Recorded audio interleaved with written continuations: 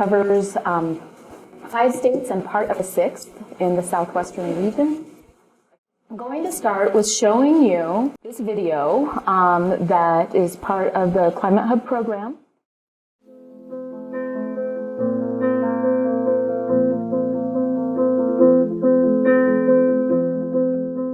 Well, right now, what we're trying to do here at the Jornadas really is define a breed of cattle that are efficient and sustainable in arid regions. We're evaluating strategies for sustainable cattle production from western rangelands.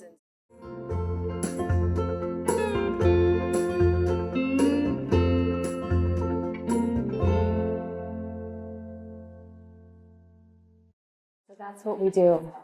It's about science to services around adapting to and mitigating some of the impacts of climate change.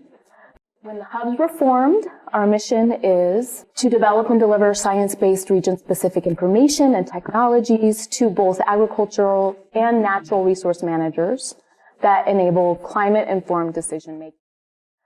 We in the Southwest, as we're known to do, have created our own vision, which is resilient landscapes and resilient communities, and that's what we try to work towards. We do research and science synthesis, tool development and tech transfer, and stakeholder education and outreach and engagement. We also work with the Asombro on the education part, and Helena is now building relationships with tribes.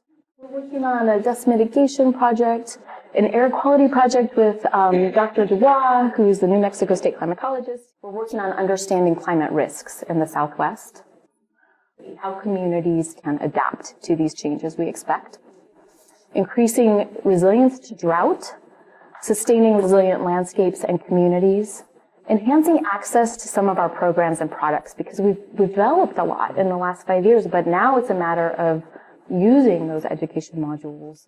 So I learned about partnerships and the value of working together with other hopeful people to adapt to climate change and to work on mitigation. So I'm going to talk to you mostly about my lessons learned, and every time I think I know everything, I kind of find out that there's still so much more to learn. We need to be talking to stakeholders or their trusted advisors and asking them, what do you want us to teach you about? What do you need from us? I kind of focus on my lessons learned, the egg risk viewer, and it's essentially, it hosts crop insurance loss data. So if you don't know, over $100 billion worth of crops has been insured for the past couple of years, and that's a lot of money. And from 2001 to 2016, about $100 billion actually paid out to farmers that is triggered by a loss event, such as a drought or hail or excess moisture event. So some of my final lessons learned in terms of the egg risk viewer and some of the outreach I've also done when engaging with stakeholders.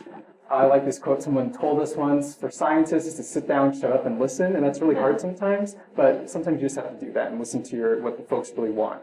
And don't expect folks to come to your venue, make an attempt to go there. And also just being there in presence, very important.